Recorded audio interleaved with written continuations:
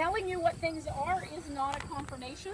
It's a really good guess most of the time. You all have, how many of you, let's back up, how many of you are already growing hemp? Okay, how many of you are from Kentucky?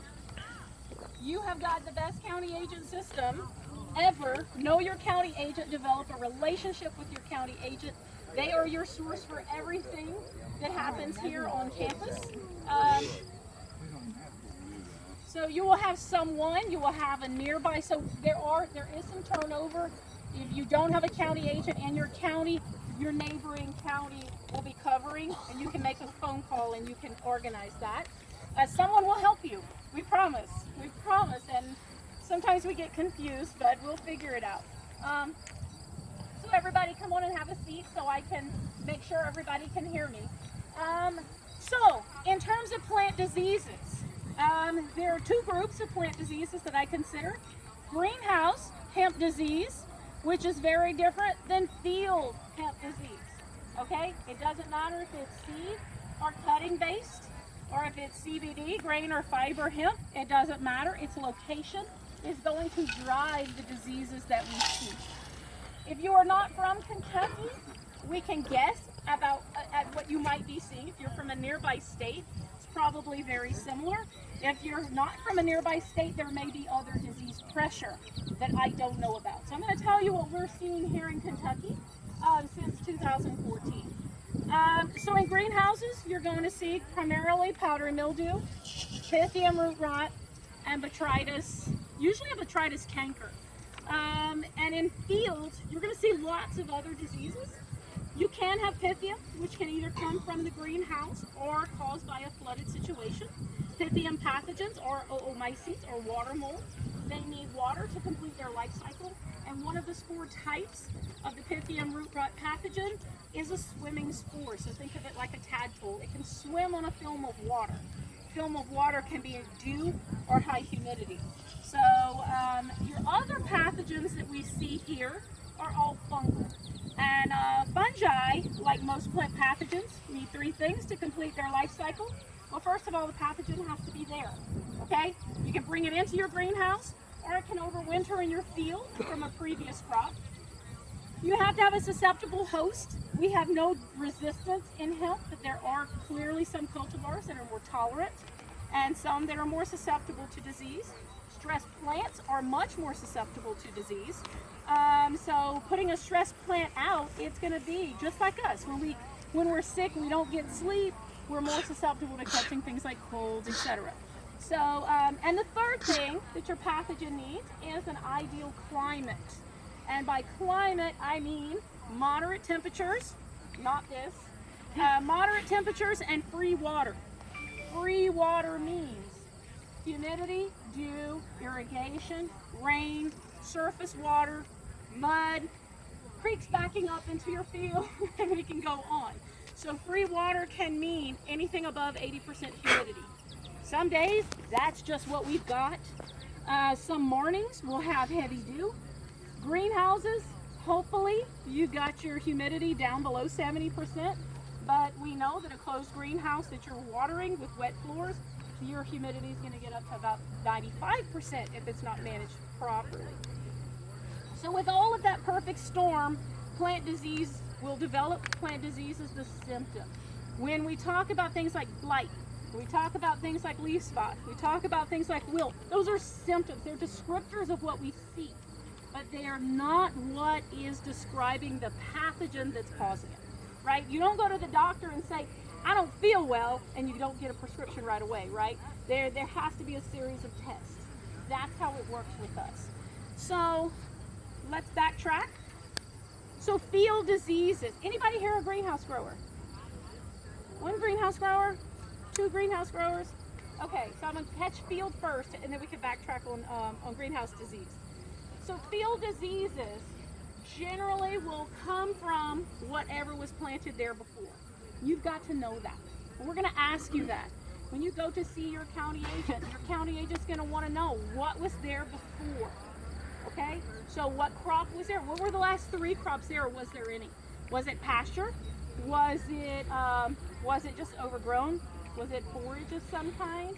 or was it soybeans or corn, commercial vegetables, strawberries? So you got to tell us those things. That's how we're going to help to get that needle out of the haystack, right? We've got to have a starting point. So some diseases we can link directly to the previous crop. So we can know, so I have some images here, try not to have them blowing away. Some diseases we know, we can almost predict. Who knows southern blight? Good. I'm glad you don't know southern blight.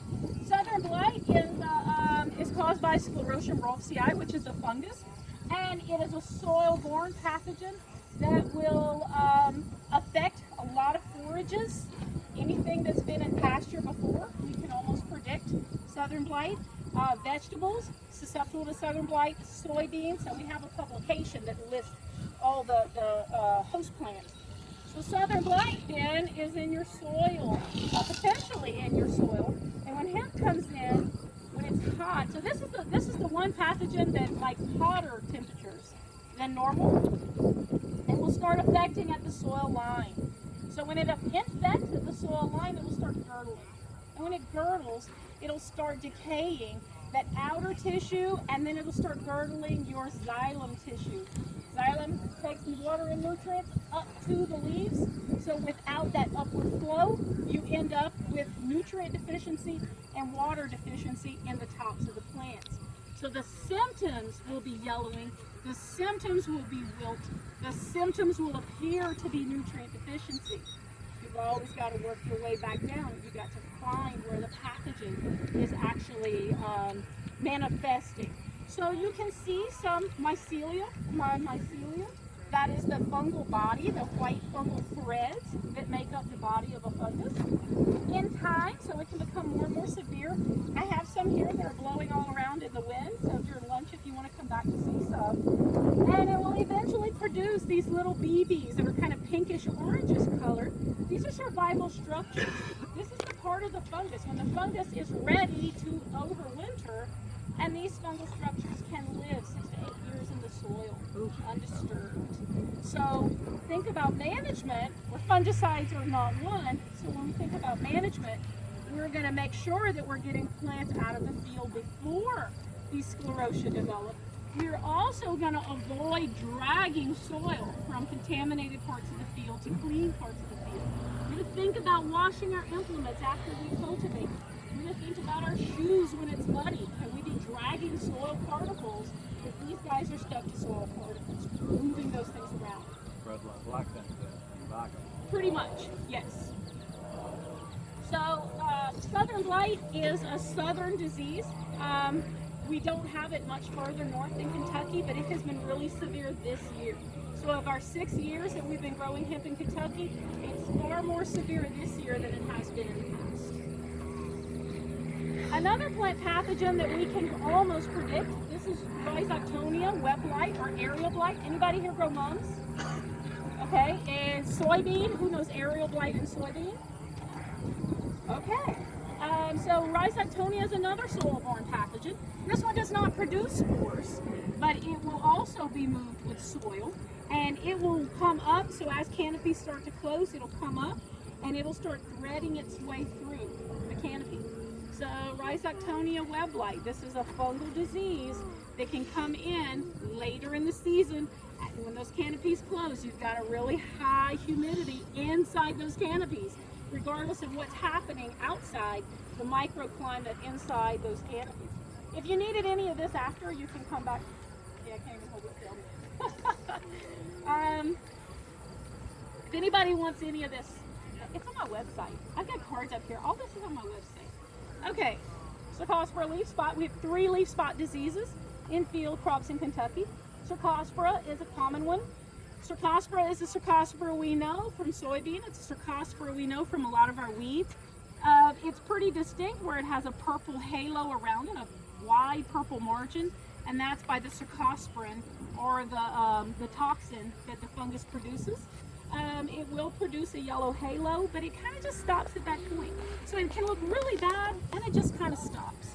So this is a disease that looks like some of our more severe ones, But this one so far has not gotten out of control. We have not had any disease losses based on Circospora. Another one we're seeing a lot, Septoria leaf spot. Septoria is similar to the Septorias that we see in row crops and in vegetables, but we believe this is a new species. Septoria leaf spot is a lot more angular. Okay, so angular means the spots aren't round. They'll have yellow halos, and quickly the leaf will turn yellow and drop from the plant. We saw that early in the season, June and July.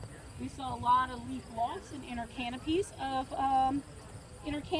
plants, and then it seemed to have kind of slowed itself down when all of this heat came in. So Septoria, besides the leaf loss, if it stopped when it did, it looks like our plants are okay. It did not move into the upper canopies of plants after about August 1st. It seems to have leveled itself out.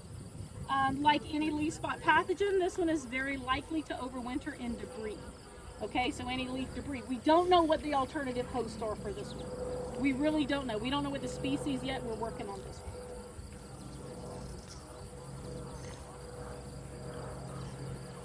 one. All right. Everybody's favorite one these days is hemp leaf spot. Who knows this one?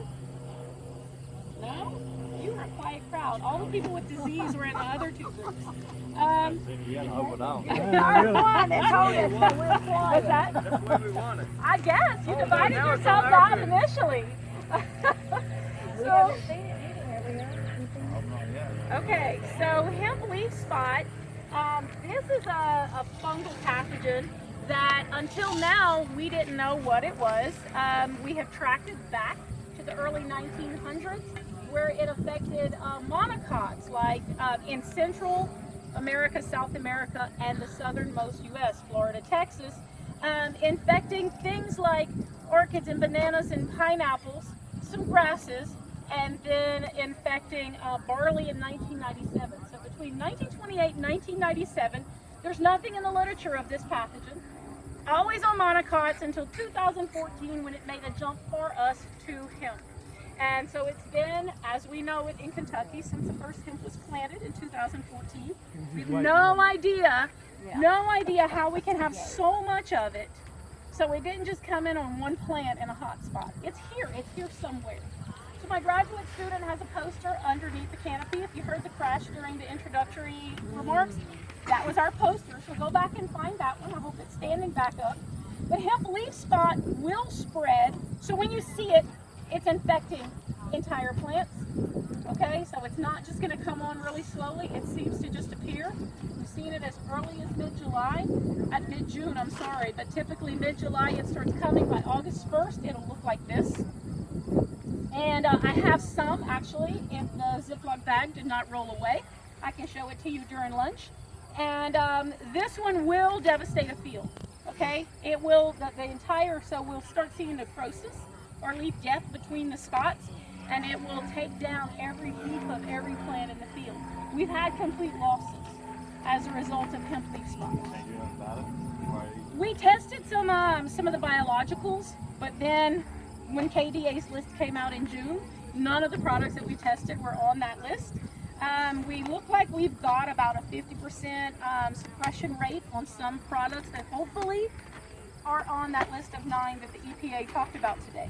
So I can't wait to get my phone and Google and find that list to see if it's any of the things that we've tested. But we're still, even with biologicals, we've only got about a 50% suppression rate compared to what we would expect with a synthetic product. So this is still, we still have to figure out how to use those biologicals. Do we use them as a preventative method? Do we know? And those things are up in the air. We just we don't have the data, and we don't have the field trials. So all the trials I have are in the lab and in the greenhouse. We do not have the field trials here. Emily, what's my time? 5 to go? 4 minutes. Okay. So I can show you a million other pictures, but I would like to take any questions that you might have, comments. I know a while ago you said you can't go on pictures. I am not wearing my prescription glasses, so if you want me to look at pictures, you have to wait until I go to my car. My glasses. I think I got stem rot or patches, whatever you said a while ago. Okay, I'll take a look at it. You know. We have a question here? If you buy waterbed raised plants for transplanting? Do they come certified in any way that they don't have certain pathogens on them? Okay, so his question was, are these vine cuttings, or is there a certification program of any kind? We don't have that. It would be expensive to do so. So this is a new industry. So we've got a lot of inexperienced people. We've got a lot of experienced people, and everything in between. So at this point, I would ask if I could look at the greenhouse when you receive plants. I always tell you to pull the plant out of the pot, look at the roots, make sure you've got a nice vigorous plant. You don't want to plant in a tray for more than 30 days. After that, they start becoming root bound, and that will transfer to the field. You will start getting girdling roots in the field. From cuttings, it does not seem that these plants have their resilience that a seeded plant will. So if you have not broken your hard pan, if you have not prepared your ground, an older cutting or one that's more than 30 days in the tray may very well be suppressed. And we see a lot of that. I have some of those kind of gnarled roots here. If anybody wants to come back through to see any of that. But yeah, but there's no certification program. Is there any cuttings of a specific genre or whatever which are better and resistant that you've studied or tested? Okay, so you're talking about cultivar or the grower? Cultivar. The cultivar. Not so. His question is, have we seen any cultivars that seem to be better for rooting? Some will initially root better, but we have not studied that.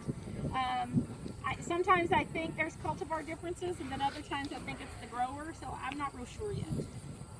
It would take a huge study to really compare a lot of those things, and we just don't have the funding. There is no source for funding for hemp research at this point. So everything we do, we're kind of piecemealing small experiments. When you talk about research, when it comes to the university, is there any data coming out of there that you guys are ever getting used? So Mississippi is working with THC, not with ag production. But I thought they were also I don't think so, and that's a federal program, and I think it's limited to THC research. The state of Mississippi has not had a pilot program like we do. So yeah. But the 50-year database of the literature, there's nothing in There's there nothing. There's nothing in that literature. that's of any value to you. There are a lot of people with opinions, and there are a lot of things out there, but boy, about 90% of it is incorrect. So yeah, it's a zoo out there. Well, but that program doesn't sound very impressive. If it's The Mississippi State program, it just is not. No, it's a THC program. So it's not a plant production program at all. Anything else? Yeah. Okay. This is it. It's